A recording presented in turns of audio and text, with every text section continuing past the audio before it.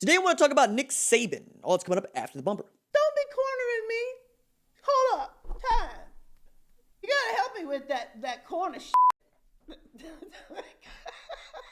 What's up, kinfolk? It's RJ Young. I am not on step mill. Consider hitting the like and subscribe button because I upload a video every single day. It's always college football related, sports related. We have a good time today. I want to start with this.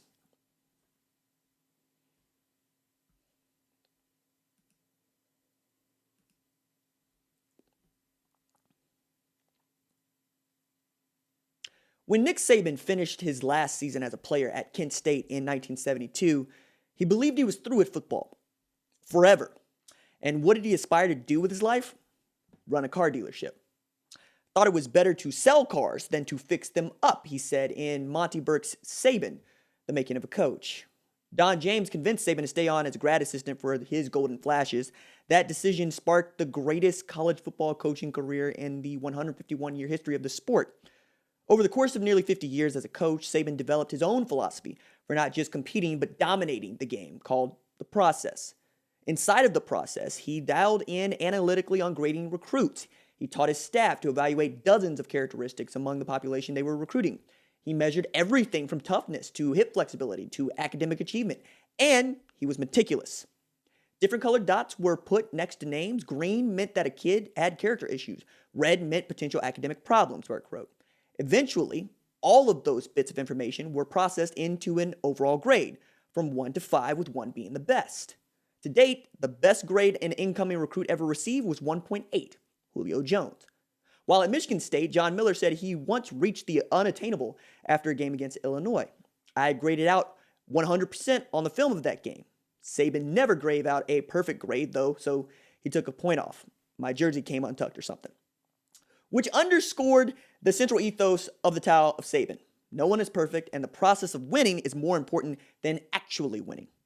Believe it or not, Saban wrote in his book, How Good Do You Want to Be? A Champion's Tips on How to Lead and Succeed. Some people are not wired to accept success. They really don't enjoy it. They are more content going back to work and reveling in the success of others. I guess I'm one of those people.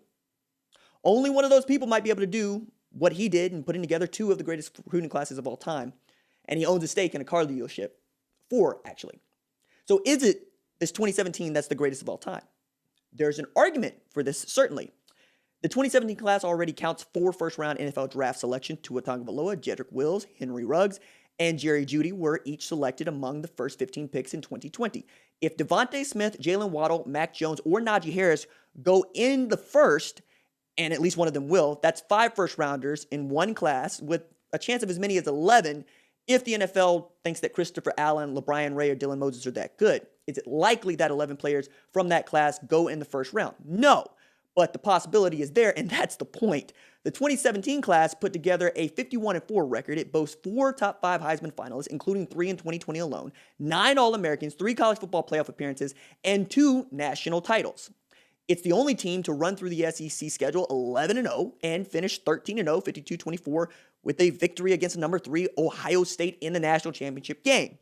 The 2020 Alabama team became the first team to have a quarterback, running back, and wide receiver selected to the Associated Press All-America first team since the team began featuring 2 wide receivers and 2 running backs in 1980, according to Fox Sports Research.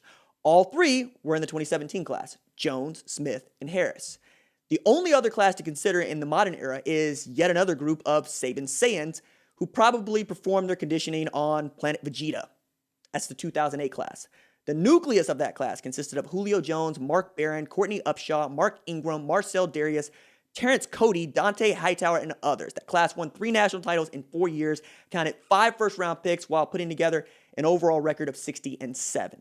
They became the first class to win 3 national titles in a 4-year span since Nebraska did in 94, 95, and 97, and it bears noting that 95 Huskers team is one of the 5 best all time, and so is this 2020 Alabama team. Indeed, 5 of the best teams of all time, 45 Army, 95 Nebraska, 18 Clemson, 2019 LSU, and this Alabama team are all in the mix, right? They're absolute juggernauts, and I think with scholarship limits, you can take that a step further. The 2008 class counted 32 members, and the 2017 class counted 29. The NFL's ultimate college football evaluation begins April 29th with the draft, so there is still some sorting to do, but this class is one of the greatest I've ever seen, and that's including the one at 2008 in Alabama. So what's clear is Tuscaloosa is home to two of the greatest college football classes of all time, one for the BCS era, one for the CFP era. And we're still trying to figure out, what does this all mean? Like, is it the best class of the BCS era? No, that's 2004 USC, who was awesome. With Coach Pete Carroll, quarterback Matt Leinart, running back Reggie Bush. The Trojans began that season as the preseason number one team in the country. Over the next 5 months, they ran the table 11 in a row en route to a 55-19 skull dragging of number 2 Oklahoma in the 55-19 in the Orange Bowl. They beat Oklahoma with a team that featured Jason White and Adrian Peterson, Hall of Fame coach Bob Stoops, leading a staff that boasted Brent Venables, Bo Pelini, Kevin Sumlin, and Kevin Wilson, among others. Before giving up 55 points to USC, Oklahoma hadn't given up more than 35 all year.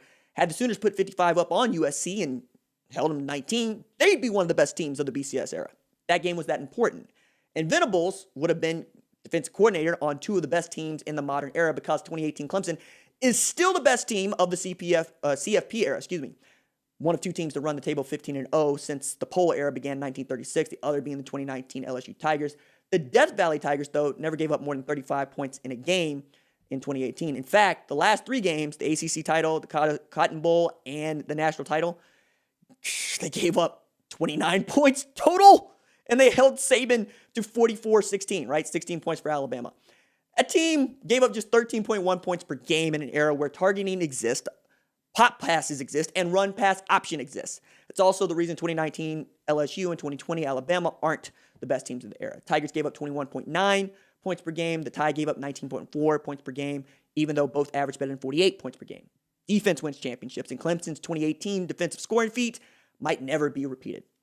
But who is the best skill player Saban ever produced at Alabama? There are really 3 choices here for some, but they're wrong too. Until Saban arrived in Tuscaloosa in 2007, an Alabama player had not won the Heisman. Now, they've seen 3 winners in 12 years. Ingram, Derrick Henry, and Devontae Smith. I believe neither Ingram nor Henry was the greatest player in the country in either year that won the Heisman, because I watched Ndamukong Suh dominate opponents as defensive tackle at Nebraska in 2009, and I watched Christian McCaffrey rush for 2,000 yards at Stanford in 2015 with 2 fewer carries than Peterson had, Adrian, in 2004, and he had 1925. While Smith won every major award a wide receiver could in 2020, 117 catches, 1,856 yards receiving, he wasn't the best player on the 2020 team. That was Waddle, right? And that dude didn't play for 79 days. Now, the best player that Saban ever produced at the skill position is Amari Cooper. He led Alabama in receiving with 59 catches for 1,000 yards and 11 touchdowns as a true freshman on a national title team. He led the team in receiving yards and catches again in 2013, and he did it one more time as a junior, where he became the offense. In 2014, Cooper caught 124 passes for 1,700 yards. The next best receiver, DeAndrew White, with 40 catches for 504 yards. And Cooper did all that with quarterbacks Blake Sims, A.J. McCarron, and Jake Coker. What? Among them, only McCarron started a game in the NFL, and he's the only one of, the 3 to start a game, right? Cooper finished 3rd in the Heisman finals, like in the Heisman voting, behind Marcus Mariota and Melvin Gordon. You look at the other guys there, he's really the best pro. There's no question who turned out to be the best among, Trayvon Boykin, and then Jameis Winston, and then J.T. Barrett as well. And then there's the thing about Alabama. They were the laughingstock of college football 20 years ago. Had the CFP been around then, Miami, Florida, Florida State, and Oklahoma would be what Clemson, Alabama, and Ohio State are today. Then Saban showed up in the SEC for a second time and taught the Tide how to ride the wave. And there have been contenders, and there will be contenders, but ever since then, basically since 2007, we've all been drowning in their wake. Oklahoma will be back, so will Clemson, Georgia, and Ohio State. Those are my bets to win a national title in the next 3 years. But until that, bear this in mind. Oklahoma has won 7 national titles since 1895. Saban took 2 years off to coach in pro football and still has won 7 in the last 18 years. Not bad for an aspiring car salesman. All right, that's it for me. Deuces.